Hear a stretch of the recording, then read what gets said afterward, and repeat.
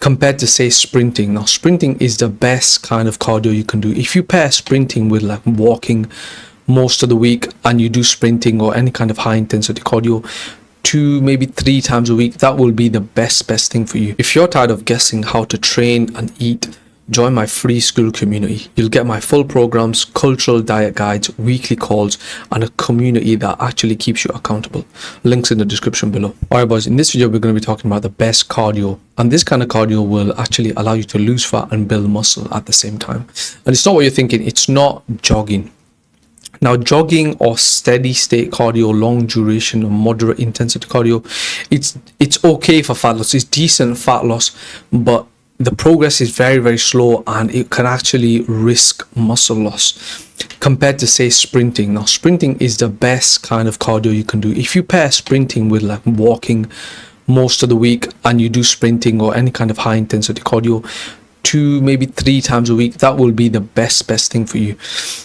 Now, when it comes to sprinting or sprint interval training, which is SIT, short bursts of maximal effort is greater for fat burning, and it is also muscle preventing, stimulating, and it also stimulates your metabolism to a point where even after you basically finish, you're still burning fat. Sprint interval training actually resulted in about 40% higher reduction in body fat percentage compared to even other high intensity interval trainings, actually 91.8% higher than continuous training, and in very less time, because obviously you don't really sprint for long. You sprint for like maybe 20 seconds maximum.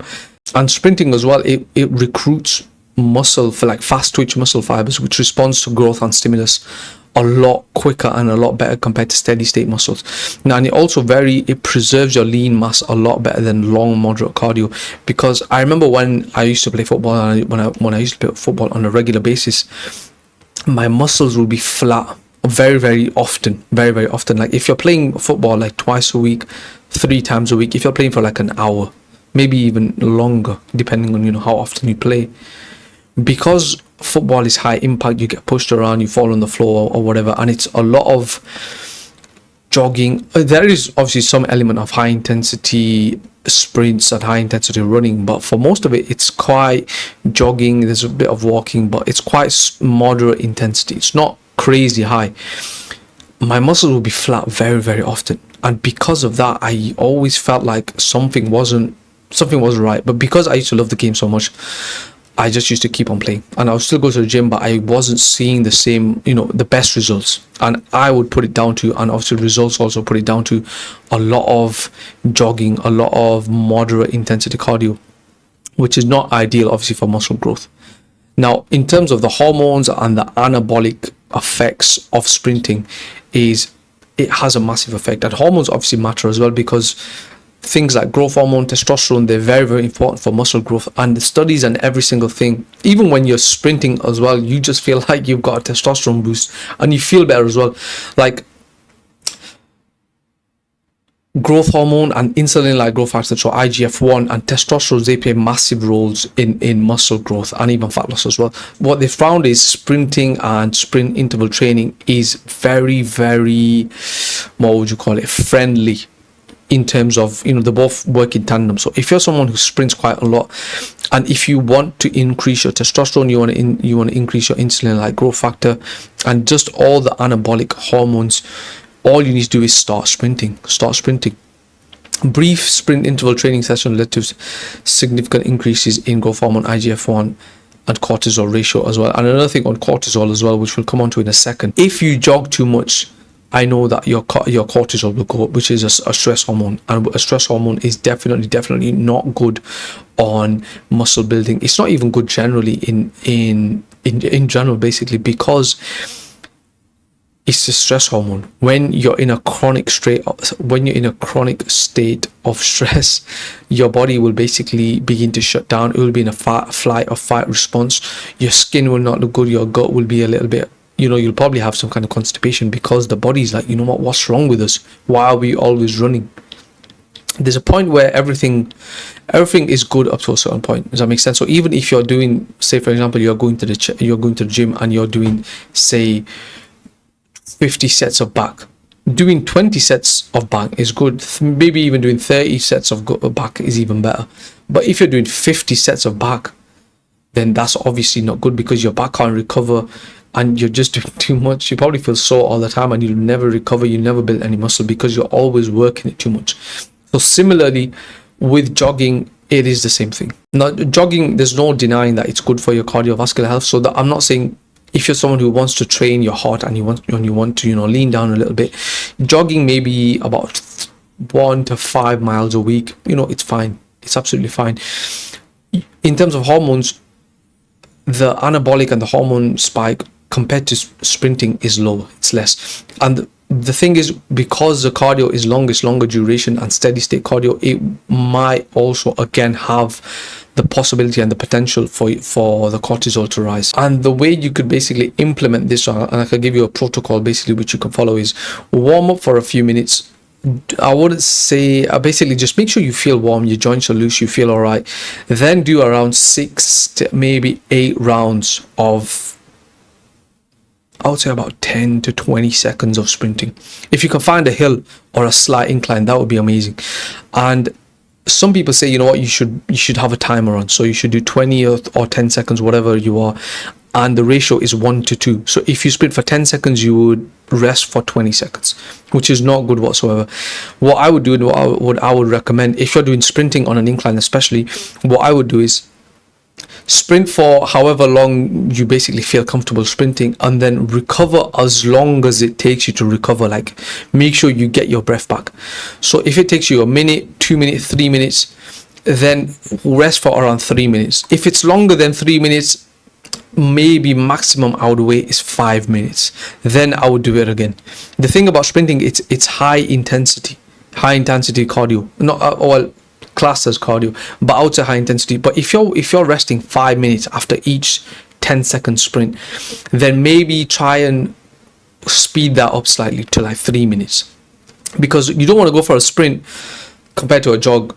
Then you're just, most of the time you're just waiting and recovering, and the best way to recover after sprinting is just take deep breaths, just relax a bit and go again 6 to 8 rounds.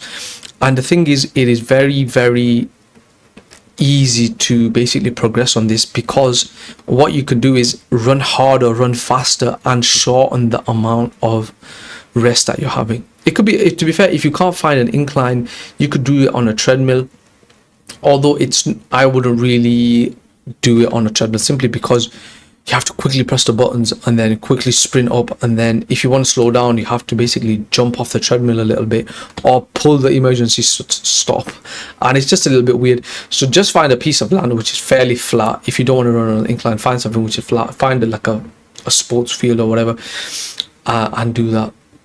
And although this is very important, sprinting and jogging or whatever your goals are, you still want to make sure you're strength training, you're still training on the weights, because sprinting alone, it does help, fat loss and hormones or whatever, but muscle gain, it still requires resistance work, and of course it requires having the right diet, the right amount of protein for muscle growth, for muscle recovery.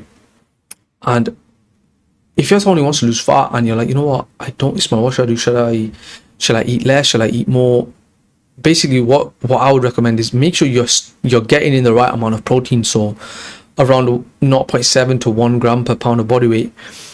And for calories, say your maintenance is 2,500, I would lower it just slightly, just a little bit, around 200 to 250, and make sure you're doing these sprints twice a week. And what that will do is, it will, if you're someone who's not like extremely optimized, if you're not someone who's extremely bodybuilder, it will basically allow you to go through a recomposition, as long as you're hitting the weights properly. When I say properly, I mean progressive overload. I mean hitting the right muscles, the right amount of sets and reps and whatever. Now, if you're interested in all that in a little bit more depth, then join my free school community. The link will be in the description below. But those things are essential, basically diet and resistance training. Now, if you compare that to jogging, if you decide to jog, you could do like 30 minutes, 60 minutes. If you're someone who's already a little bit good at jogging, most people, they can probably jog for like a minute, 2 minutes, and they're tired. But you're burning less calories during and less after as well, compared to sprinting. And for fat loss, it will probably be the same. And you will always, and not always, but you will definitely need to supplement with strength training, because you will definitely have to avoid muscle loss, because too much jogging will do that. It's too high impact, and it's not anabolic. I wouldn't say it's catabolic, but it's not anabolic. Now, for young brown guys who are, who have trouble balancing work and family and diet and culture, sprinting is very, very time efficient. It's fewer minutes, it's high impact, and you don't need to block out like long sessions of cardio. You don't need to psych yourself up. All you have to do is find a bit of flat piece of land and basically start sprinting. Now, because sprinting is intense, you need to have good sleep, nutrition, and don't really sprint more than maybe 2 times a week. If you're sprinting every single day, it's literally impossible, because you cannot be at your full speed every single day if you're sprinting every single day. So make sure you do that. If you're someone who wants to lose fat, if you're interested more about losing fat or gaining muscle, recovery, everything else, then join my free school community. The link will be in the description below, the first one. Click on that. Thank you.